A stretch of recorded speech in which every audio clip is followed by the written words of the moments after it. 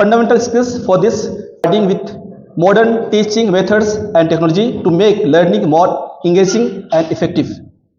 On the concerning that SCRT types of learning, we could find out some pros and cons. Students is the class to move from milestone to destination.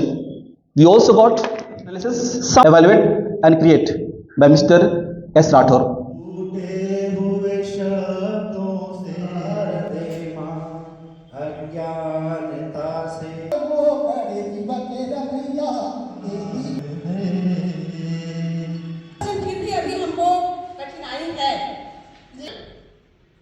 और जो 5 number का प्रश्न है होना तो चाहिए था 72, लेकिन शायद एक प्रश्न है, 2 समय अंतराल में जनसंख्या के परिवर्तन को कहते हैं। यह प्रश्न विश्लेषणात्मक स्तर का है। फिर एक प्रश्न है, जनसंख्या घनत्व का सूत्र लिखिए। अवबोध स्तर, ऊर्जा के गैर परंपरागत साधनों का वर्णन कीजिए। अवबोधात्मक। और विश्लेषणात्मक का हम प्रश्न समावेश नंबर पर आधारित है, तो इसमें 10 प्रश्न बनाए गए हैं। 5 वस्तुनिष्ठ प्रश्न हैं और 5 जो है वेरी शॉर्ट आंसर हैं। जैसा में काशी की नित्यांगना की मूर्ति कहाँ मिली? immediately it occurs, that is knowledge, and if you are reading thoroughly and finding out the statement or the answer, then that is understanding. आज का दिन बहुत अच्छा रहा। कल 10वीं क्लास में सामाजिक विज्ञान का प्रश्नीकरण हुआ और आज इतिहास और राजनीति विज्ञान का प्रश्नीकरण आपके द्वारा किया गया, बहुत ही अच्छा रहा। इसमें त्रुटियां नहीं मिली, इससे हम पूरी तरह से आश्वस्त हैं कि आप लोग ब्लूप्रिंट को अच्छे से समझे हैं और उसका अनुप्रयोग विश्लेषण भी कर रहे हैं। हम लोग थोड़ा सा कंप्यूटर की ओर जाएंगे, आईसीटी की ओर जाएंगे और थोड़ा अपना फीडबैक तैयार करके ले आइएगा सर कि ब्लूप्रिंट वाकई जरूरी है विद्यार्थियों के लिए। शिक्षक जाऊं इसी सफर पे गिर न जाऊं। श्री अश्वनी राठौर सर जी के द्वारा विद्यालय संस्कृति के बारे में रोचक जानकारियां दी गई। इसमें सोलेश राठौर सर जी के गूगल के माध्यम से हमें प्रश्न दिया गया, सभी शिक्षकों ने जवाब में सहभागिता निभाई।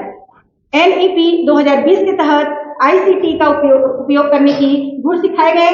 श्री CS पटेल सर जी के द्वारा शिक्षा के उद्देश्य राष्ट्रीय पाठ्य चर्चा पर मैं आज यहाँ पर NPST के बारे में बताऊंगा। आखिर NPST क्या है, जिसको हम हर शिक्षक को जानना जरूरी है। National professional standards for teacher.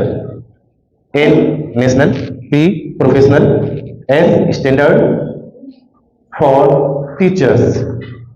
मैं यहाँ पर एक ऐसे शिक्षक की बात कर रहा हूँ, वह शिक्षक समझ लीजिए एक मास्टर शेफ है जो किचन या रसोई में स्वादिष्ट व्यंजन बनाता है।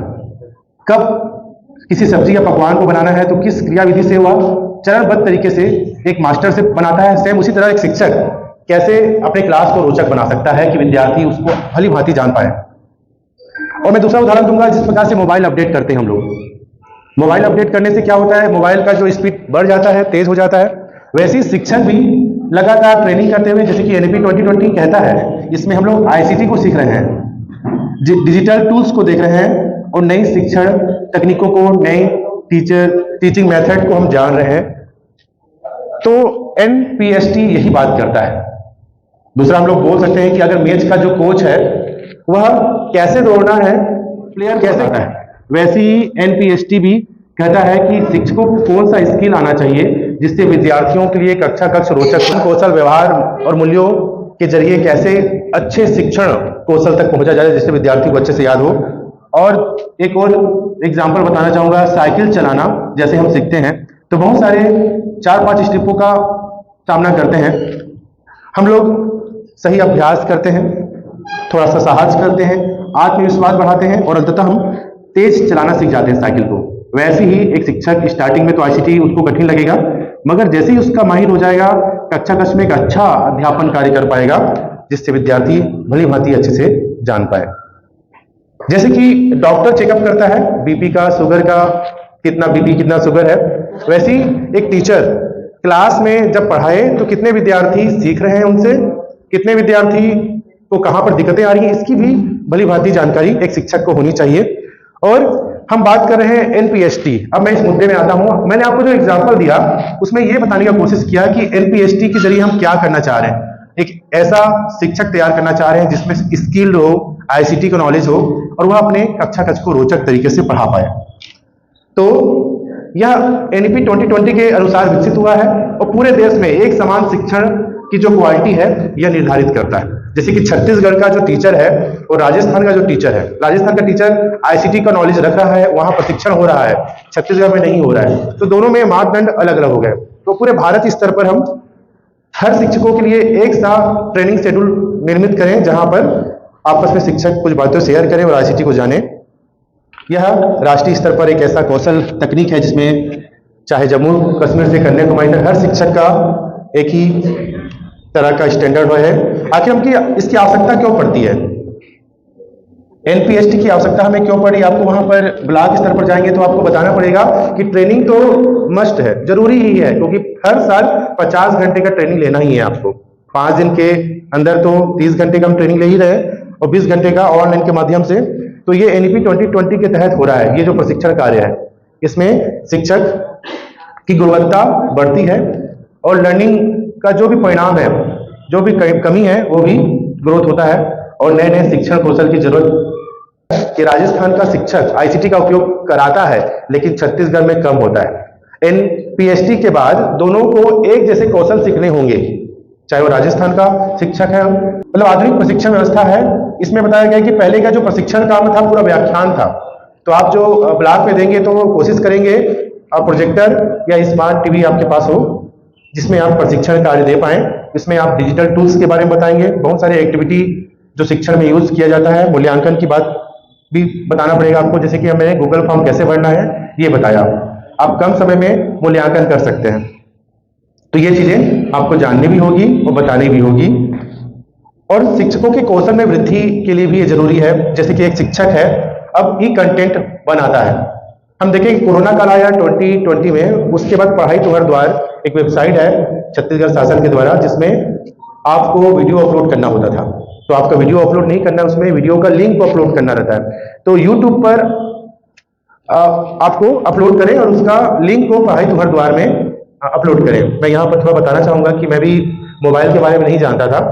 कोरोना काल आया, उसके बाद लाइव क्लास लेना था। लाइव क्लास में 2-3 बच्चे बस जोड़ते थे और मेरा मेहनत आधा 1 घंटे का रहता था, पूरा दिन भर ऑनलाइन क्लास, मात्र 2-3 बच्चे जोड़ते थे। मैंने सोचा कि क्यों ना मैं यूट्यूब पर डालूं और जिससे बच्चे कभी भी देख सकते हैं उसको। मैंने यूट्यूब पर वीडियो बनाना शुरू किया और उसको अपलोड किया। फिर पढ़ाई तुम्हारे द्वार में भी अपलोड किया, तो अभी तक 800 वीडियो अपलोड है पढ़ाई तुम्हारे द्वार में। और ई कंटेंट के संदर्भ में एससीईआरटी में 2 वीडियो अपलोड है, जो वेबसाइट में आप भी देख सकते हैं किस प्रकार से मैंने एनिमेटेड तरीके से वीडियो बनाया। मैं आपको यहाँ दिखाऊंगा भी कि मैंने किस तरह से एनिमेटेड वीडियो बनाया, जिसमें विद्यार्थी भी थोड़ा सा उसमें रोचक रूप से देखे, जानकारी लिए। तो ये ई कंटेंट की बात कर रहा है। आप बहुत सारे डिजिटल माध्यम से आप बच्चों को रोचक तरीके से अध्ययन अध्यापन कार्य कर सकते हैं। आप QR कोड कैसे और दीक्षा उपयोग कैसे कर सकते हैं। यहाँ पर QR कोड कैसे जनरेट करें, जिसमें बच्चे स्कैन करते साथ ही पूरा उनका नाम डाटा ऐड हो जाएगा, तो ये भी आपको बताया जाएगा। हमने देखा है कि यहाँ पर बिगिनर, प्रोफिशिएंट, एक्सपर्ट और मास्टर टीचर, जैसे कि एक साइकिल चलाने वाला स्टार्टिंग में साइकिल का अभ्यास करता है तो बिगिनर कहलाता है, और अभ्यास करते करते वह उसमें आत्मविश्वास आता है तो प्रोफिशिएंट है। फिर धीरे धीरे साइकिल चलाना सीख जाता है, एक्सपर्ट बन जाता है, तेज चलाता है साइकिल, एक्सपर्ट हो जाता है। फिर वह दूसरों को भी शिक्षा देता है तो मास्टर टीचर बन जाता है। उसी प्रकार से हम पहले तो खुद सीखें, आईसीटी को खुद जाने, उसके बाद हम कक्षा अध्यापन में उसका हम प्रयोग करें। आईसीटी में दक्ष शिक्षक तेजी से प्रोफिशिएंट बन सकता है, योग्य बन सकता है। स्तर हैं, 4 स्टेप हैं: beginner teacher, proficient teacher, expert teacher और मास्टर टीचर। जो आईसीटी में पूरी तरह से पारंगत हो गया है, जो टीचिंग दे रहा है, ये मास्टर टीचर है। जो सीख रहे हैं, जिनको आईसीटी का प्रयोग कैसे करना है, किसके जरिए करना है, ये जान रहे हैं, ये बिगिनर टीचर कहलाएंगे। और ये उदाहरण से समझ सकते हैं। बिगिनर टीचर का जो उदाहरण हम बोले कि जो नए भर्ती के जरिए शिक्षक बने हैं वो आएंगे इसके अंतर्गत। प्रोफिशिएंट टीचर के अंतर्गत जो आईसीटी का यूज कर रहा है या क्लास में अच्छे से उसका प्रबंधन है तो ये आएगा। एक्सपर्ट टीचर में विषय विशेषज्ञ आएगा जो नवाचार तकनीक का प्रयोग कर रहा है। और मास्टर टीचर मतलब ये मेंटर की भूमिका अदा करता है। इसके बारे में हमारे आदरणीय राठौर सर भी अच्छे से बताएंगे। ट्रेनिंग डिजाइन करता है और शैक्षिक नेतृत्व प्रदान करता है। तो मैं यहाँ फिर से लेके चलूंगा। बाद में 10 साल बाद ऐसा स्किल आएगा कि इसके आधार पर ही आपका प्रमोशन होगा। एनईपी 2020 ये भी कहता है कि योग्यता के आधार पर शिक्षकों का प्रमोशन हो, ना कि समय अवधि के आधार पर। तो यहाँ पर भी एक अच्छा है कि हमको आईसीटी जानना ही है। आईसीटी का हमें नॉलेज रखना ही पड़ेगा, क्योंकि आने वाला जो विगत समय है चुनौती भरा होने वाला है, क्योंकि AI आ गए हैं। तो यहाँ पर हमको यहाँ पर एक्सपर्ट टीचर या मास्टर टीचर बनना है, एक मेंटर की भूमिका अदा करना है। योग्यता आधारित प्रमोशन होगा, योग्यता के आधार पर आप प्रिंसिपल बनेंगे। ये प्रमोशन की बात करता है, जैसे कि अच्छे प्रदर्शन वाला शिक्षक जल्दी आगे बढ़ेगा, चाहे वो आपका जूनियर रहे। NEP 2020 कहता है, मगर अभी इस पर तो समय चुनौतियां होंगी वहां पर।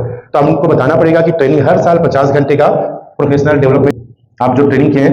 मैं आपको यहाँ पर अवगत कराना चाहूंगा कि मेरी जो दीदी है, अमेरिका में टीचर है, वो उससे मैं बात करता रहता हूँ, तो बताती है कि पर 6 मंथ में उनको ट्रेनिंग लेना कंपलसरी है। चाहे आप वहाँ टीचर बने हुए हैं, मगर हर 6 महीने में ट्रेनिंग होना कंपलसरी ही है, लेते हैं। और वहाँ के पूरा शिक्षा विधि, शिक्षा टेक्निक के बारे में दीदी बताती रहती है कि किस तरह का पैटर्न रहता है वहाँ पर, और यहाँ का जो पैटर्न कैसा है। मगर यही पैटर्न जो है धीरे धीरे, जो सर बोल रहे थे राठौर सर, कि अमेरिकी सिस्टम को हम लोग फॉलो करने वाले हैं, तो सेम वही चल रहा है कि विद्यार्थियों को बुक के बजाय हम व्यवहारिक ज्ञान दें।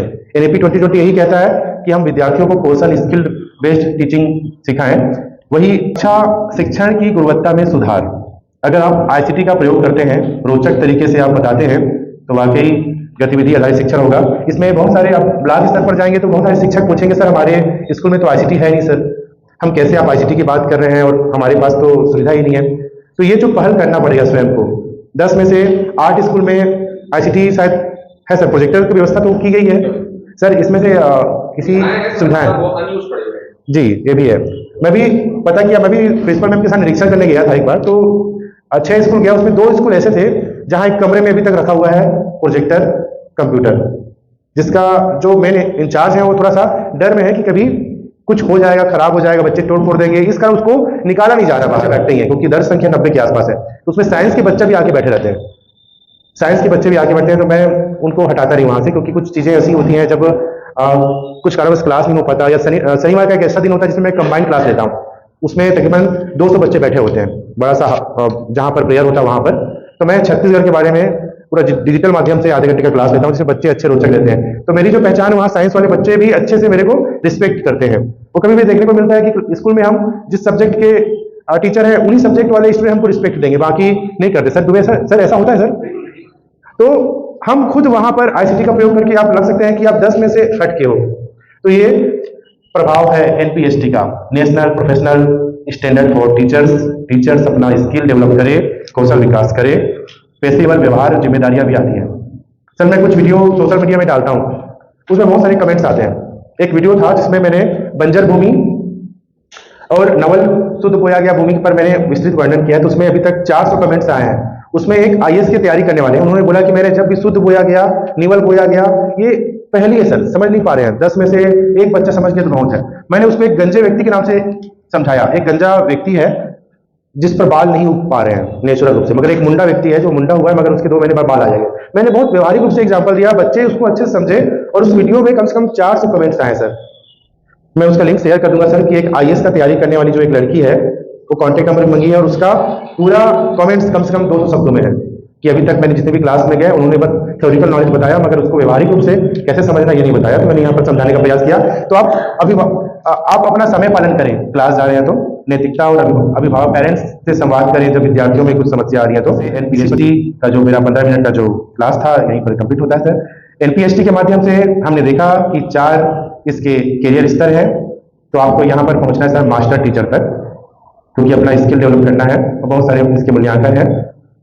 और जिस प्रकार से हम शिक्षा अध्यापन में डिजिटल बोर्ड का उपयोग करें, प्रोजेक्टर का उपयोग करें, ये बताया गया है। तो NPST के संदर्भ में किसी को कोई क्वेश्चन नहीं है, अभी लागू नहीं हो रहा है सर, लागू मतलब अवेयरनेस कर रहे हैं टीचरों को कि आपका जो प्रमोशन है योग्यता के आधार पर होने वाला है। तो ये बात हो रहा है। मैं सर यहाँ पर बहुत संक्षेप में सर लोगों से जो पहला दिन में शायद पढ़ाया था नोटबुक LM के बारे में, आप नोटबुक LM के बारे में भी अच्छी तरह से समझ सकते हैं सर, माइंड मैप बना सकते हैं, और गूगल फॉर्म के जरिए आप मूल्यांकन का कार्य कर सकते हैं विद्यार्थियों से। तो मेरा जो समय में मैंने कंप्लीट किया सर, समय का पालन किया है, क्योंकि NPST यही कहता है सर कि समय का पालन होना चाहिए। ठीक सर, धन्यवाद सर। सर एक वीडियो दिखा दूं क्या? हाँ दिखा दीजिए।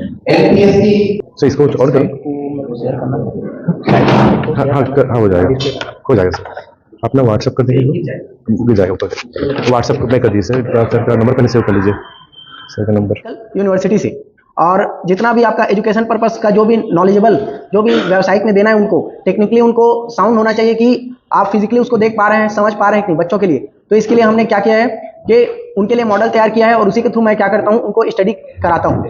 तो अभी मेरे लिए आप लोगों को 2 से 3 चीज़ें सिखानी है। एक हम यहाँ सीखेंगे चैट जीपीटी यूज़ करना करते हैं, उनसे हम सार कैसे ले सकते हैं, इसके बारे में हम लोग इस सेशन में जानने का प्रयास करेंगे। तो sir, uses of artificial intelligence in teaching and learning. तो आपके टीचिंग में और लर्निंग में देखिए एआई आया था तो एक संशय ये था कि यह कई व्यवसायों को, कई शिक्षा के व्यवसाय को, इन सभी को प्रभावित करेगा। लेकिन प्रभाव आपका 2 तरीके से होता है, एक नेगेटिव, एक पॉजिटिव। तो आपका नेगेटिव प्रभाव ये हो सकता है यदि हम टीचर इन सभी चीज़ों को महसूस ना करें, इन सभी चीज़ों को एडॉप्ट ना करें, तो ये हमारे लिए, हमारी शिक्षा के लिए ये एक नकारात्मक पहलू हो सकता है। लेकिन यदि हम चाहें इसको पॉजिटिव रूप में लेना, तो इससे हम अपने जीवन को और बच्चों के भविष्य को हम बेहतर कर सकते हैं। तो प्रोजेक्ट दे रहे हैं और वो कॉपी करके घर से चैट जीपीटी से बना के ला रहे हैं, तो हमें ये भी समझ होना चाहिए कि क्या चीज़ कॉपी है और क्या चीज़ आपका इंडिपेंडेंट उसके द्वारा सोचा गया है। लेते हैं जानकारी को, समझते हैं, फिर जानकारी को हम दूसरे को बताते हैं। तो वैसे ही आपका, जैसे ही हम चैट जीपीटी में sir session direct chat GPT से लॉगिन होता है जनरेटिव एआई, ठीक है। तो इसमें मशीन लर्निंग क्या होता है? मशीन लर्निंग है आपका कंप्यूटर अपने अनुभव से खुद सीखने का प्रयास करता है। कंप्यूटर क्या करता है, खुद आपके प्रश्नों को, कोई गलती हो रहा है उसको वह सीखता है, बार बार उसको रिपीट करता है, उससे वह सीखता है, फिर उसी को क्या करता है, वह अपने इंप्लीमेंट करता है और उसी में वह सुधार करने का आगे काम करते जाता है। उदाहरण के लिए जैसे देखिएगा, आप YouTube में कोई वर्ड सर्च मारने जाते हैं तो YouTube में सर्च के साथ साथ और भी अन्य वर्ड आते जाते हैं, तो यही वर्ड जो होते हैं, यही है आपका मशीन लर्निंग। मशीन अपने आप क्या कर रहा है, सर्वर जो होता है कंप्यूटर का, वो धीरे धीरे उन चीजों को सीखते जा रहे हैं। डीप लर्निंग आपका मशीन लर्निंग का एक स्टेप आगे का है। डीप लर्निंग में क्या होता है, मनुष्य के दिमाग की यह चैन के साथ काम करता है। यदि आप एक प्रश्न करेंगे तो वह आपको 2 से 3 प्रश्न वह 2 से 3 प्रश्न और भी वह खुद से बनाएगा और उनकी जानकारियों को साथ में लेकर चलेगा। चाहे आपका 1 प्रश्न हो, 2 प्रश्न हो, 3 प्रश्न हो, सभी को समायोजित कर साथ में वह 3 से 4 आपके क्वेश्चन खुद बनाता है और उसका आंसर देने का कोशिश करता है। इनका उपयोग आपके कार में होते हैं, जो आपके अभी टेस्ला का कार सुने होंगे, सेल्फ मतलब ड्राइवरलेस कार। जो ड्राइवरलेस कार होता है वो आसपास के सेंसर का उपयोग करके, एआई का उपयोग करके ही वो क्या कर रहा है, सेंस करता है और वो आगे बढ़ने का काम करता है, जिससे क्या हो सके, आपका एक्सीडेंटल प्रोन हो सके वो। दूसरा हमने सर्च किया था आपका इसका मॉडल, तो देखिए चैट जीपीटी हो गया आपका, ये जो सर्च है कैपिलेट, ये भी आपका क्या है, आपका ये भी एक प्रकार का जेमिनाई भी आपका एक प्रकार का चैट जीपीटी के समान ही आपका एक एआई टूल है। आगे देखिएगा सर इसका यूजेस के लिए, तो आगे हम यूजेस देखते हैं। जैसे इसे क्या कर रहा है, अपने से खुद बनाने का, सोचने का कोशिश कर रहा है। और आगे है देखिए आपका क्या क्या हो रहा है। टीचिंग में आप क्या क्या उपयोग कर सकते हैं, ऑटोमेटिक एडमिनिस्ट्रेटिव टास्क, इसका मतलब ये है आपका अटेंडेंस से लेके, आपका रिकॉर्डिंग से लेके, आपका जो आप अटेंडेंस शीट बनाते हैं, आपका खुद का अटेंडेंस होता है, उन सभी चीजों को इसके द्वारा हम उपयोग कर सकते हैं। दूसरा है आपका क्रिएटिव टीचिंग मेथड, ये खुद ब खुद क्या करता है, जनरेटिव क्विज बना सकता है, वर्कशीट ले सकता है, लेसन प्लान कर सकता है, ठीक है। आगे आपका सपोर्टिव पर्सनलाइज्ड इंस्ट्रक्शन, इसके थ्रू क्या कर सकता है, suggest learning activities for student based on their performance. तो बच्चा क्या है, अपने स्तर से वह सीखने की कोशिश करता है, सबका आईक्यू अलग अलग होता है, तो उसके आधार पर उसको कौन सा मेथड उसको पसंद आएगा या फिर कौन सा मेथड उसको समझ आएगा, इसके बारे में हम लोग एआई के थ्रू उनको एनालाइज कर सकते हैं। अब आपका यूजेस, 5 दिवसीय आवासीय ब्लूप्रिंट पर आधारित प्रशिक्षण प्राप्त किया। तो मैं चाहूंगा कि हमारे जितने भी डीआरजी हमने जो आप लोग को जो भी बातें सामान्य मुद्दों पर बताई, साथ ही साथ आप लोगों को बारे में भी बताया, तो यहाँ से बातों पर वहाँ पर चर्चा हुई थी, अच्छे ढंग से उन सब को हमने आपके सामने प्रस्तुत किया है। आशा है कि वे सभी चीजें आप लोगों के साथ आपके विकास खंडों के शिक्षकों तक, व्याख्याताओं तक पहुंचेगी। इसी बीच और हमें क्या क्या लाभ मिली, उससे हमने क्या सीखा, इन्हीं को मैं सामान्य त्रुटि फूटी भाषा में एक पिरोने के काम किया है। तो 5 दिनों तक चलने वाली blueprint based training 2025 diet Janjgir में आयोजित रहा। हर दिन मां शारदे को नमन करते हुए मां शारदे की वंदना शुभारंभ की गई और इस अवसर में प्रथम दिवस मां शारदे की वंदना परम सम्माननीय श्री CS पटेल सर जी, जो मेरे बीएड कॉलेज के टीचर थे, उनके द्वारा मासादे की वंदना शुरू की गई, प्रस्तुतिकरण की गई। सारा की शुभारंभ परम सम्माननीय master trainer Ashwani Rathore sir ji के द्वारा विद्यालय संस्कृति के बारे में सुंदर रोचक जानकारियां दी गई कि विद्यालय की संस्कृति जिसमें अनुशासन, व्यवहार, बोलचाल और हमारे जो मूल्य नैतिक शिक्षा है, सीखने की जो प्रेरणा है, सहानुभूति है, संवाद है, सहयोगी संबंधी विभिन्न बिंदुओं पर सामुदायिक और अभिभावकों की, शिक्षक छात्रों की जोड़ने की कड़ी पर काफी विस्तृत रूप से चर्चा रखी गई। और इसी के साथ ही हमारे मास्टर ट्रेनर के रूप में सम्माननीय श्री शोलेश राठौर सर जी के द्वारा गूगल के माध्यम से हमें प्रश्न दिया गया, जिन प्रश्नों का सभी शिक्षकों ने उनका जवाब गूगल के माध्यम से रिप्लाई किया गया और इनके द्वारा बहुत शानदार ढंग से NEP 2020 के तहत जो ICT का उपयोग होता है, इनके बारे में काफ़ी विस्तृत रूप से जानकारियाँ हमें प्रदान की गई। और 9/12/2025 द्वितीय दिवस भारतीय संस्कृति के परंपरा के आधार पर पुनः फिर मां शारदे को याद करते हुए कार्यशाला का शुरुआत फीडबैक के रूप में प्रथम दिवस की फीडबैक द्वितीय दिवस सभी ब्लॉकों के शिक्षकों के द्वारा यहाँ प्रतिवेदन के रूप में प्रस्तुत किया गया। और उस दिन परम सम्माननीय योगेंद्र शुक्ला सर जी के द्वारा वंदे मातरम की जय घोष। मैं मैडम प्रीति भारद्वाज जी को आमंत्रित करना चाहूंगा, वे आए और इस जब मैं यहाँ आई तो ब्लूप्रिंट पर काम शुरू हो चुका था और उस ब्लूप्रिंट को जब मैं यहाँ पर बनने के लिए जब देखी और उन 6 बिंदुओं को मैं वो सारगर्भित तरीके से, जिसको हम कभी मतलब उन बिंदुओं को ध्यान नहीं देते थे। हाँ, 1 नंबर 2 नंबर केवल इतना मना स्थिति में इतनी चेतना रहती थी कि छोटा प्रश्न देना है, बड़ा प्रश्न।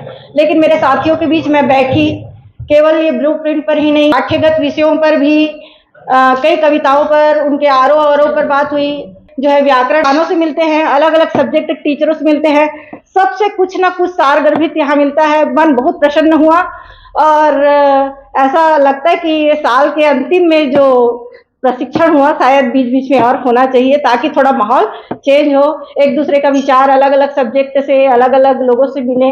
और ये मेरा अनुभव रहा। और प्रशिक्षण के विषय में तो सर जी लोग बताए ही हैं। ब्लूप्रिंट पर बच्चों को पढ़ाना है, ब्लूप्रिंट से ही प्रश्न आएगा, ऐसा साल भर हमको इस बार बोला गया और अभी भी बोल ही रहे थे कि ब्लूप्रिंट पे पढ़ाओ, ब्लूप्रिंट के आधार पे समझाओ, ब्लूप्रिंट से ही आप लोगों को बच्चों को बताना है। लेकिन ये ब्लूप्रिंट है क्या चीज़, इसको उतनी गंभीरता से मैं नहीं लेता था एक्चुअल में। बस इतने नंबर का इस पार्ट से आएगा, इतने नंबर का इस पार्ट से आएगा, बस यही चीज़ बच्चों को बताते रहते थे। यहाँ आने के बाद एक चीज़ समझ में आई, ये ब्लूप्रिंट छोटा मोटा चीज़ नहीं है। जो 6 शैक्षिक बनाया गया है उद्देश्य, जो सोपान है उस पर आधारित है ये। और उसको बहुत गहराई से समझने के बाद एक चीज़ समझ में आती है कि अगर इस आधार पर हम बच्चों को पढ़ाएं, बच्चों को समझाएं, तो और बेहतर रिजल्ट आ सकता है। ये मैं अपने आप में महसूस करता हूँ और आने वाले समय में मैं यहाँ से जाने के बाद इस चीज़ को खुद अपनी स्कूल में अप्लाई करूँगा और साथ ही साथ मैं मेरे जो और शिक्षक साथी हैं उनको भी इस बारे में बताऊँगा। क्योंकि मेरे पास अभी यहाँ मैं आया हूँ तो रोज़ मेरे पास फ़ोन आते हैं मेरे स्कूल में और जो शिक्षक हैं उनका कि सर वहाँ क्या हो रहा है, कैसे बता रहे हैं, आप हमको बताइएगा। मैं बोला पहले मैं ही तो सीख लूँ, उसके बाद मैं बता पाऊंगा। इसको प्रेजेंट करने के लिए सब who are lower intelligent or who are higher intelligent, all can be benefited. Some teachers have shared, and also discussed here about 3H, head, heart and head by our respected Rathore sir, Shailesh Rathore sir. Pick up the questions and just write and used to give the students, but I never thought before that how the questions level should be analytical, knowledge based, and different level questions should be put there, so that all categories of students may be benefit. They can understand the blueprint also. I will also teach the students the blueprint very clearly, and as well as to my staffs. Of your childhood. Next, I would like to warmly welcome Mr. Sanjay Sharma sir, one of the faculty of DIT. So please welcome Sanjay Sharma sir. हुआ उसको सही आकार, सही रूप से तैयार करने की जवाबदेही आपकी। उस ग्रुप को हमेशा बनाए